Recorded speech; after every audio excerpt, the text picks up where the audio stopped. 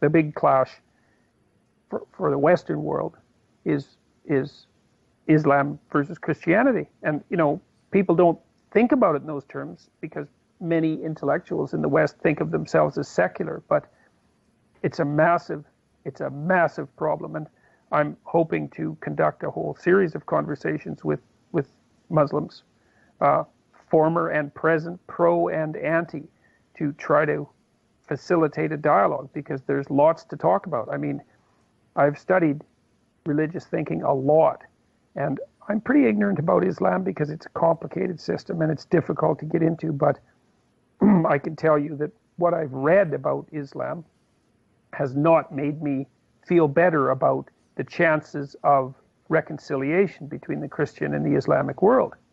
So, I don't know what to make of the fact, for example, if you look at the figure of Christ, and I don't care if you're religious or not, and I don't even care if Christ existed or not, and I certainly don't care at the moment about claims to divinity or the lack thereof. I'm just speaking as, let's say I'm speaking as a secular intellectual. As a figure, he's a figure of peace. I don't think that that's disputable.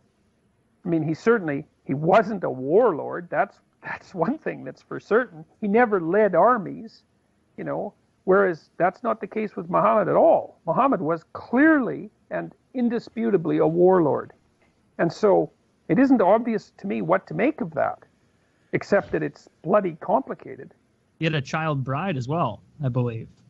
Yeah, well, that one is somewhat less problematic to me, because I think that you can write that off to the cultural mores of the time. Now, I know there's a weakness in that, but I don't think we have to address that. But when the founder of your religion spread that religion by the sword, it makes it rather difficult. And when your religion has been embroiled in a vicious civil war from the day of Muhammad's death, which is exactly the case in Islam between the Sunnis and the Shiites, that war started literally the day that Muhammad died.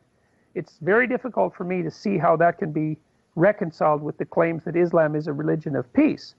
Yeah, we saw that when Martin Luther hammered some stuff on a door a long time ago, and the Protestants and the Catholics just went their separate ways. And there's been some rough feelings over the years, I suppose, but no generational wars that I can think of. Right? Yeah, well, there was plenty, as you said, there's been plenty of Christian schisms. But the other thing, too, is that it's not that easy to lay those at the feet of Christ, because just even merely as an archetypal figure, as the Western world's hypothesis of the ideal man. As a moral character, he was pretty much above reproach. And it's difficult for me to say the same thing about Muhammad. Now, that might be because I'm an ignorant, old Western white guy, but I'm doing my best, man. I'm a big admirer of Taoism, for example. There's great wisdom in Taoism, and I've found real value in so much of the religious reading that I've done. But sisters and brothers, our job as Muslims is not to change what Islam is to make people feel comfortable, sisters and brothers. Your job is not to change the narrative so you could be accepted by the powers to be. That is not your job as American Muslims. Your job as American Muslims is to be courageous, because the adversities that we see right now as Muslims in North America is nothing, absolutely nothing in comparison to the trials and tribulations that our Prophet ﷺ and his companions and the first believers went through. So what you are seeing right now is a walk in the park, sisters and brothers. And if we cannot stand strong and tall right now, then we have to be in deep reflection as a community, because we are demonstrating the weakness of our faith and not the strength and the courage of our faith.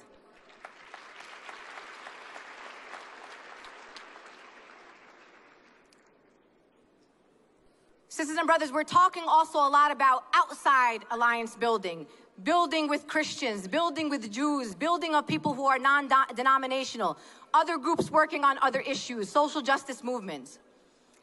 But let's self-reflect, sisters and brothers.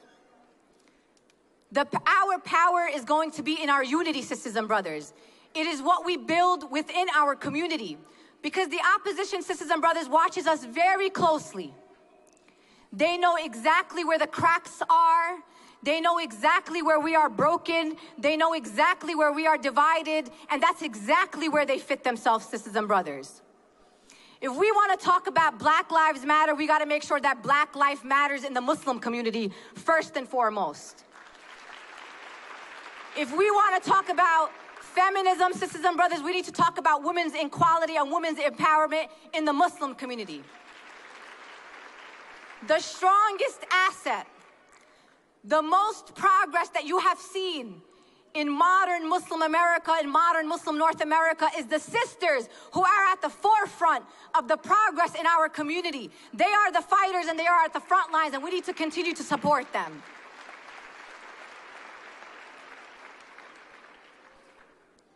We want to be included in the larger society. Let's reflect on the institutions that we create. Do we look around the table and make sure that everyone's included? Are we mindful of who's missing at the table? And do we take it upon ourselves to go out and intentionally find the people whose voices in the Muslim community are not being heard? Sisters and brothers, there's a lot of work to do outside the community, and there's a lot of work for us to do inside of the community.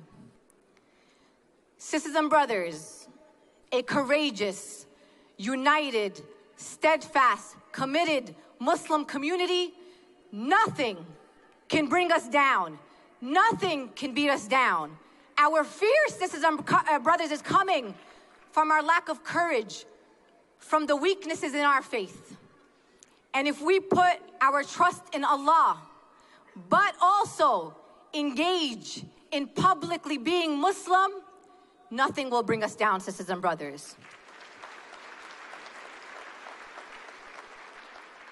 Sisters and brothers, I want you to think about something very important. I think Maya Angelou might have said this, a very revered writer in the United States. It's not important what you say, sisters and brothers. What people remember is how you made them feel. People are not going to remember the 5 pillars of Islam, but a homeless person will remember when a Muslim fed them when they were hungry. A black community is going to remember when they see immigrant Muslims show up to stand there and say, "You are our brothers and sisters and we are here for you." We have to remember, sisters and brothers, that we need to show people what compassion, love, and justice in Islam looks like. Da'wah with pamphlets on the street corners has only gotten us so far, sisters and brothers. I want to say that I am very proud to be an American Muslim born to Palestinian immigrant parents. I am very proud, sisters and brothers, to speak truth to power, because I believe that my activism is rooted in my faith and that spiritual work that we have to do on the inside, because I'm broken too, sisters and brothers. My heart breaks too. I get weak in my faith too, sisters and brothers. But then I remember that we are not on this earth to please man and to please other people, that we are here on this earth to please Allah and Allah only. And I want to also be able to answer the question on the day of judgment that we will all be on a line together, and you will be asked, what did you do when there was oppression around you?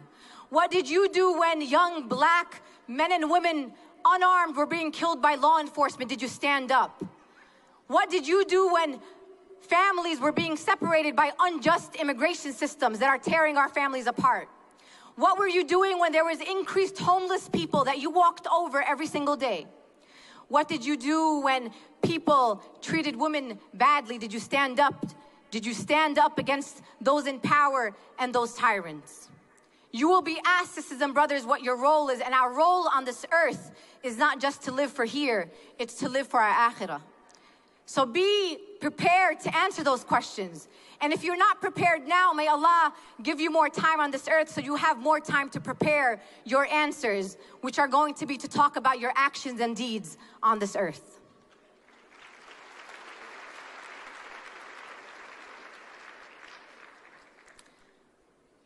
Sisters and brothers, we're going through very hard times right now. And all we have is each other. love one another, support one another. This is not the time for Muslim organizations to be competing.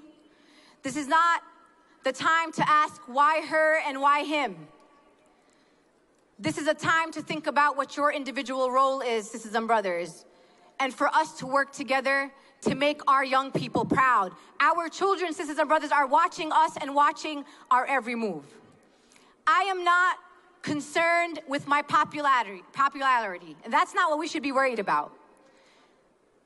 Malcolm X was one of the most hated men in America. But guess what, sisters and brothers? Malcolm X was also one of the most respected men in America. I care about respect, sisters and brothers.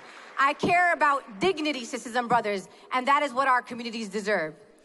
May Allah bless you all. May Allah protect you all and your families.